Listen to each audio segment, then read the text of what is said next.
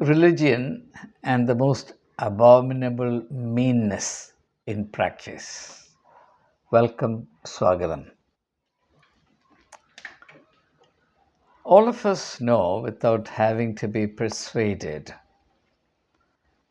that the state or condition in which a human being feels most helpless, most susceptible, most vulnerable, most helpless, most anxious is the condition in which one is either sick or one has suffered bereavement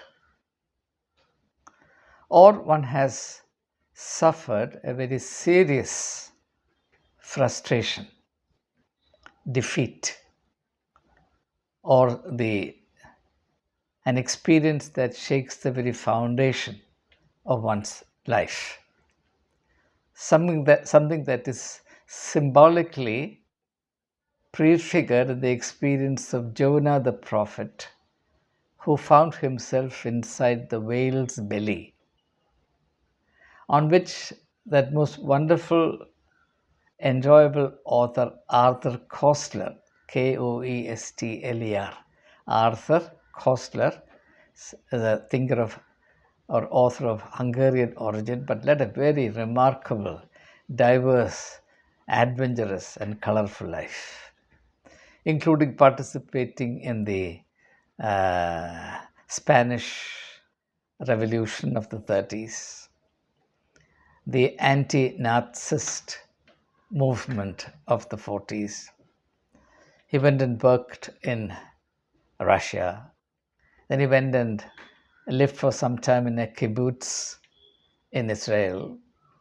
Someone who really tried to explore directly, not by hearsay or reading, in his person directly, the diverse facets of life. Someone who celebrated life. Very fond of his writings. um, so, the quest for the authenticity of life, the truthfulness of life, the greatness and glory of life, the profound significance of being human,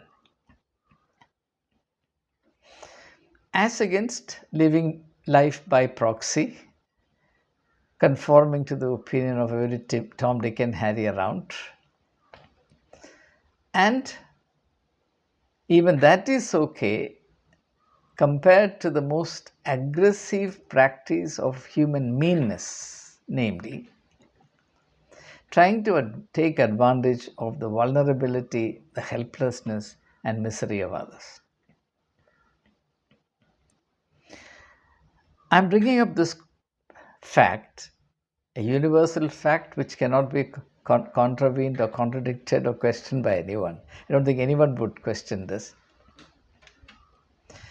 In order to highlight a particular practice in religion, particularly in proselytizing religion like mine, I think the two foremost proselyting religions are Christianity and Islam in that order.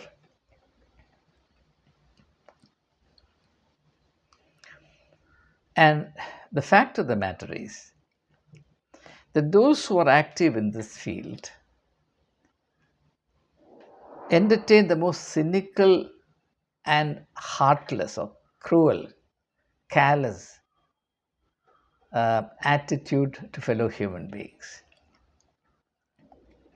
To me, if there is something morally more reprehensible than adultery, prostitution, rape, murder, large scale financial fraud,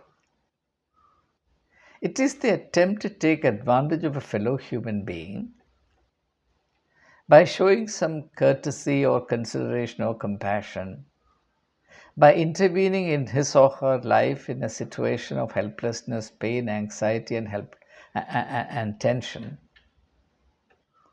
with the ulterior intention of persuading that person to depart from his original religious home and to enter into one's own religious enclave. Or to put in simple, direct, single word, convert. To convert from another religion into my religion.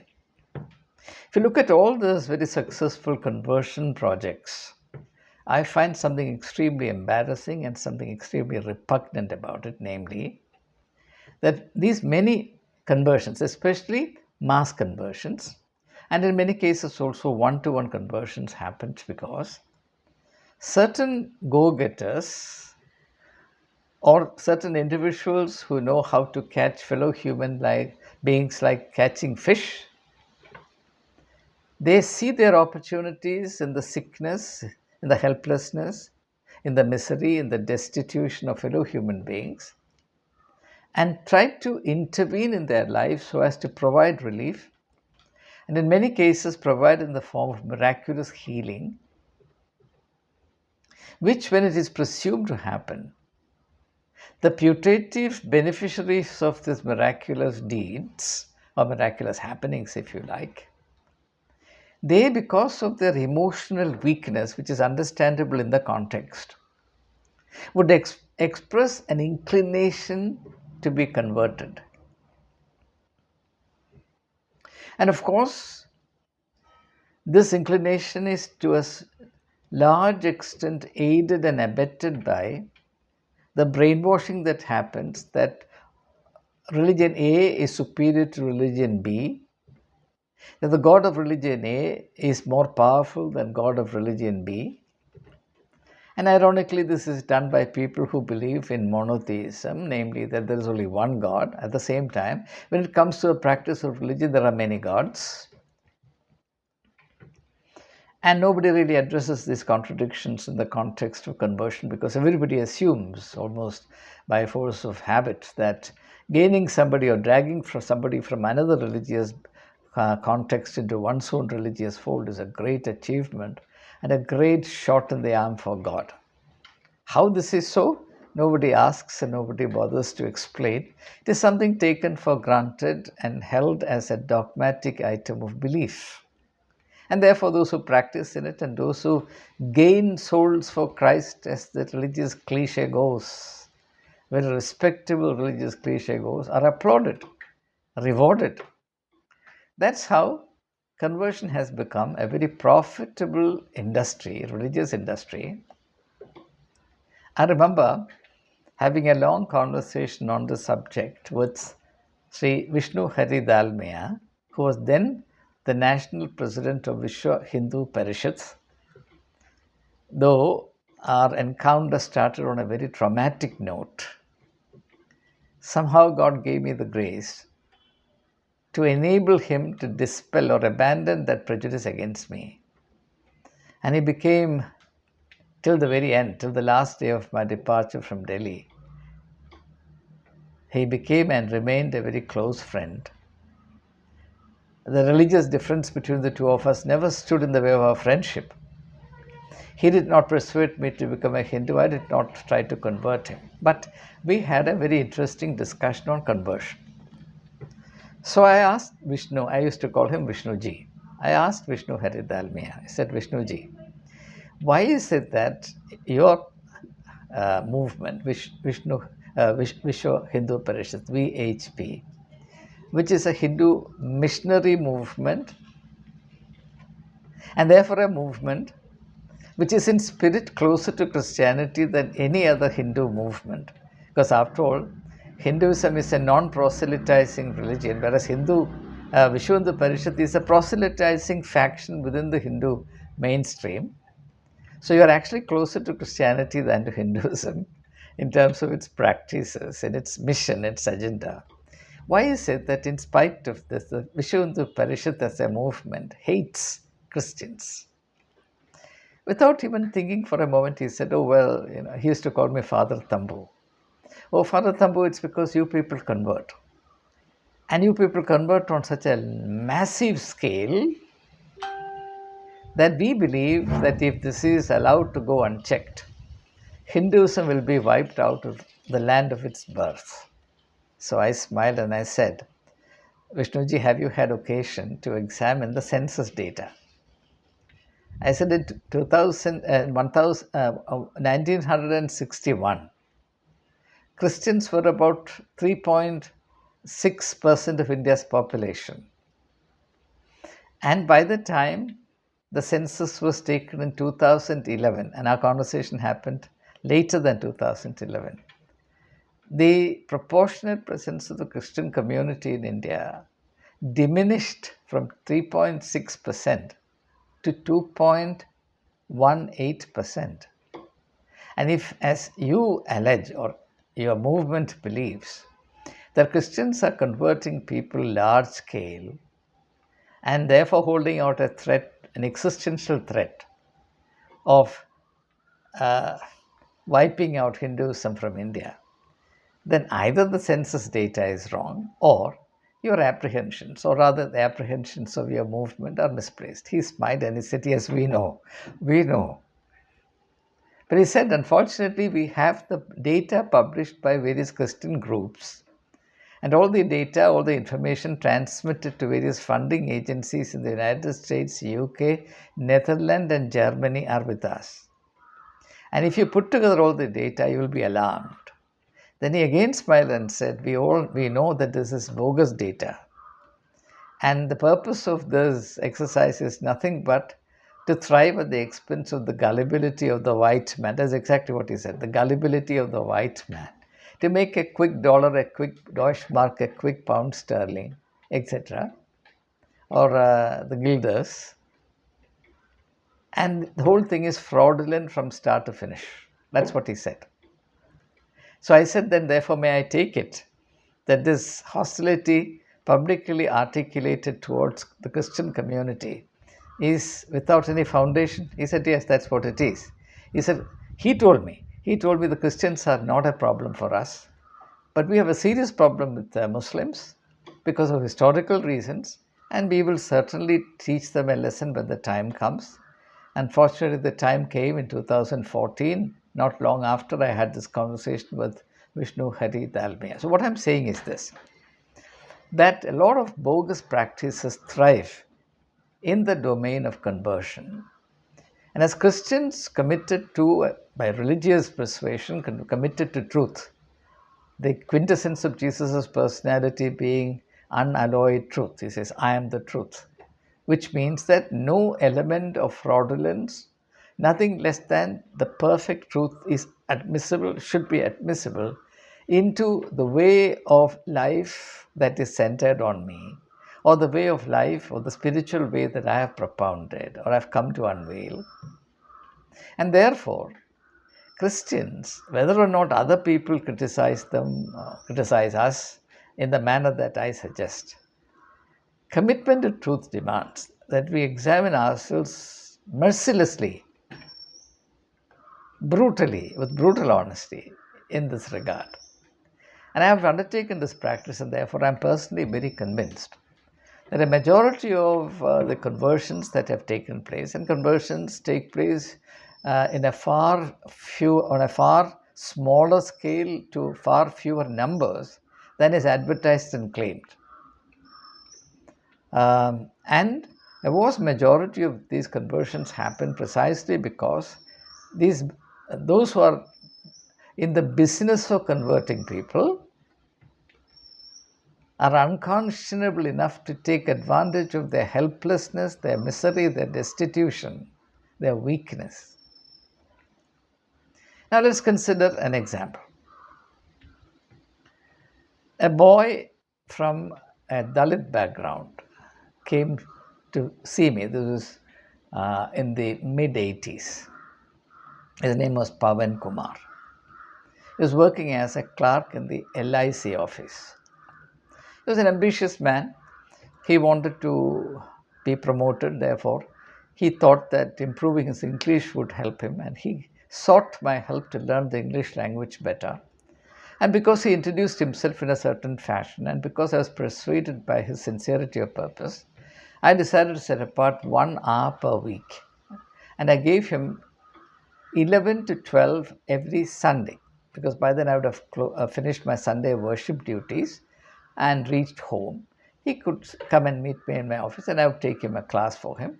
And then thereafter, it would result in a shared lunch. And I decided to share a lunch with him every Sunday because, coming as he did from the Dalit background, where untouchability was still a problem, I wanted him to realize that there is still a domain where untouchability does not vitiate human relationship. And the best way of accepting somebody unconditionally is to admit him to your table. And therefore, I decided to share a lunch with him beside giving him 1 hour per week to help him improve his English. This went on for 2 years. And slowly he began to show interest in Christianity, and he requested me to teach him the fundamentals of the faith. So I found additional time to teach him. And I taught him for at least another year and a half. At the end of that period, he said that he wanted to be converted. I was most reluctant to do so because I asked him why he wanted to be converted. He said, "Look, I belong to this community, the Dalit community. I'm looked down upon, I'm really spat upon, and it creates serious psychological problems for me. There are times when I begin to despise myself. And even if I undergo a change of mind and inwardly I accept or believe in the ideals of Jesus Christ, try to practice them as a cryptic Christians or anonymous Christians, my social opprobrium, my social stigma remains, and I want to get out of it. I want to die out of my old self and attain a new social self as well." Again, I delayed, and because I wanted to give him time to examine his impulse to see whether it is absolutely genuine and there is no element of impulsive thought in it.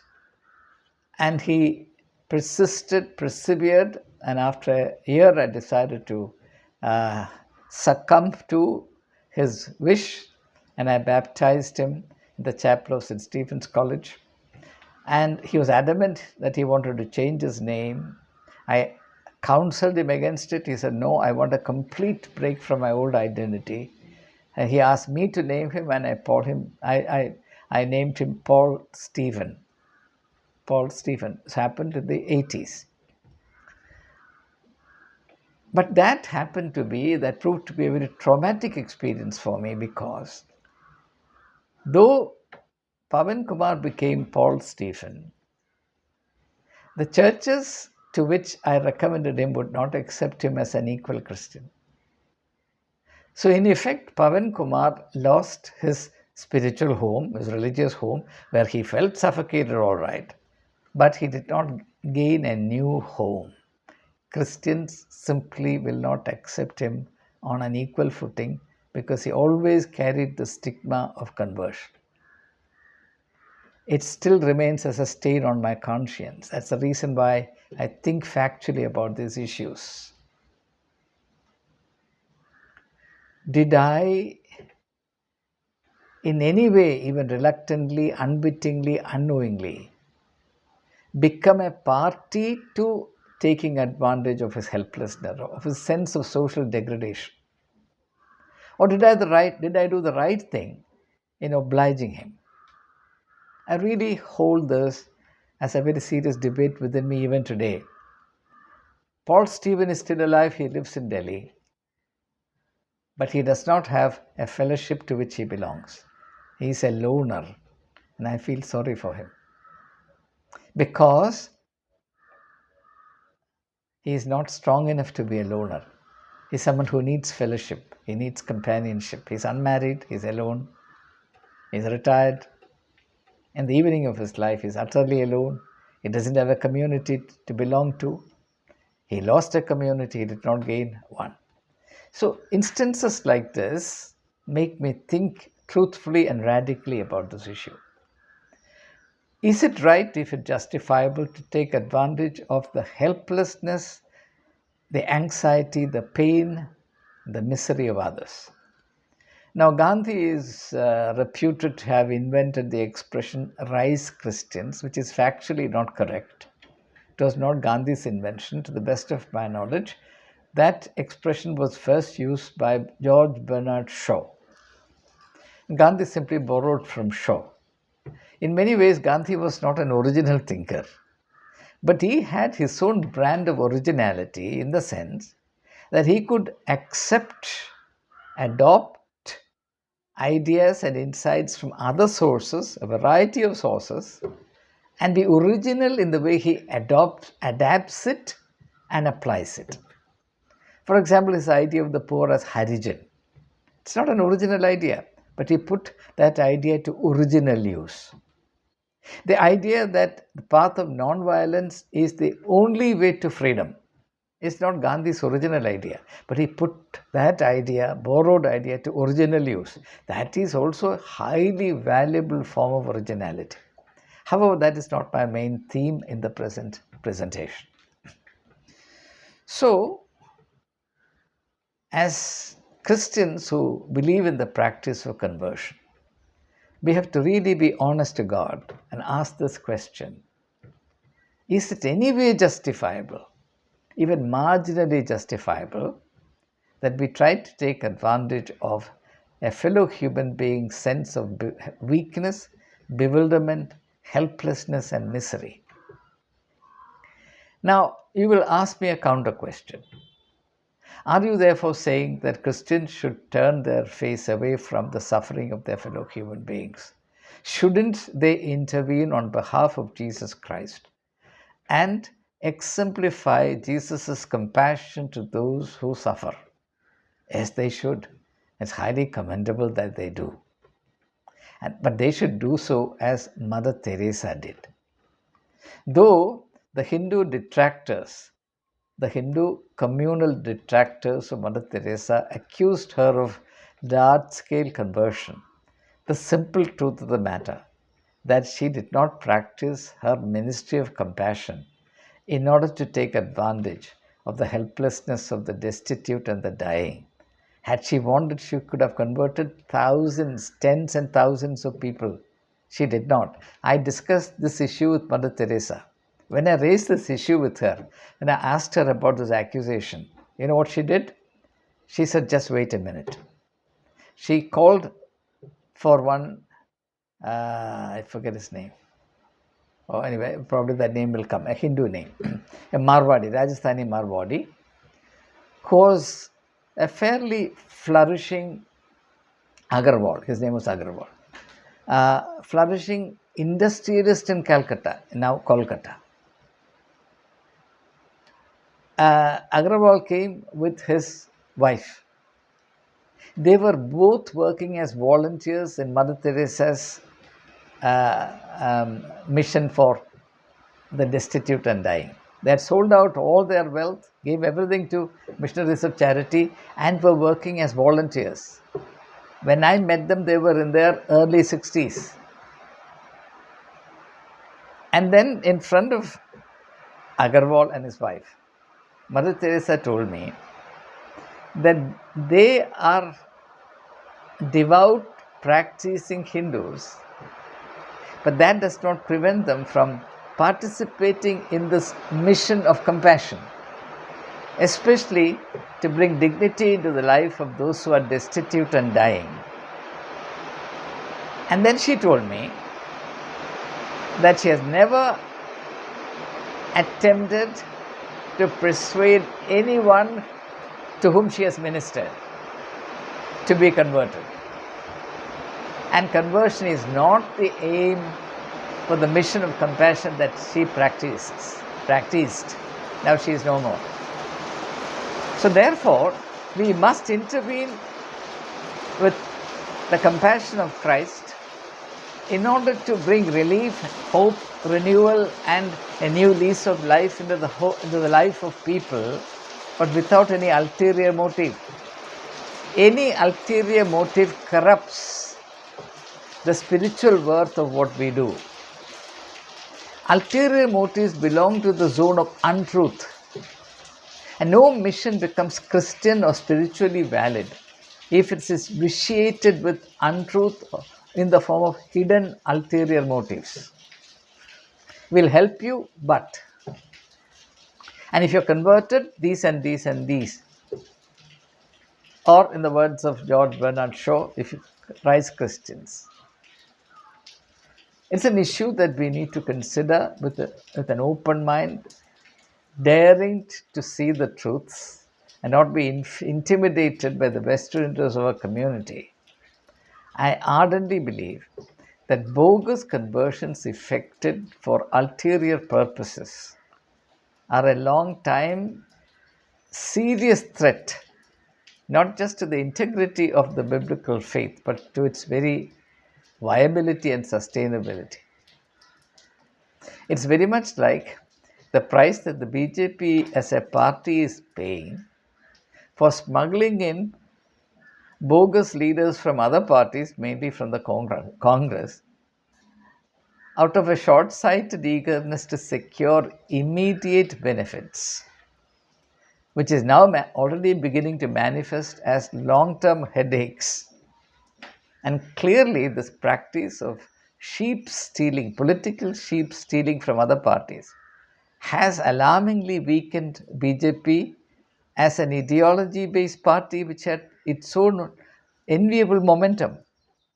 The party has been inwardly corrupted by its ulterior motives in admitting disparate, discredited stuff. The stuff that BJP itself discredited, perhaps in order to strike terror in them and force them to migrate. A clear example being Ajit Pawar, who was accused both by Fadnavis, who was the Chief Minister of Maharashtra, and the Prime Minister of India, Narendra Modi, of having embezzled to the tune of a small sum of 70,000 crores. But the moment he migrated to the BJP camp, he was completely rendered pure, whitewashed, dry cleaned, and now he is a paragon of virtue. But the BJP as a party is paying a price for it, and it's happening in various states. So much so, I think that the RSS, the parent organization, has realized the danger to the extent of perhaps immediate death in the short term future, so that it has decided, as far as I can understand, to intervene to effect a corrective in this respect, which is highly welcome. It is urgently needed. It's a bit delayed, if at all. So, therefore, I apply the same principle to the project of conversion. At any rate, Christians would be quite surprised when I say that Jesus himself completely disapproved of conversion. You read the 23rd chapter of Matthew's Gospel, he denounces conversion as a religious agenda. And he says, you move heaven and earth to gain a convert. But when he has become a convert, his plight is 10 times more miserable than it was before. His plight is 10 times more miserable than it was before. Is that not true about the conversions that we effect and the converts that we gain? And therefore, is it not a fraudulent practice? Can the God of truth be served and honored through fraudulent practices? In whose interest are these conversions undertaken? In the interest of those who are converted, the convertees, or the interest of those who want to make a fast buck out of this conversion industry? It's a highly offensive project. Offensive spiritually, not only politically, spiritually. It offends me as a Christian to think that this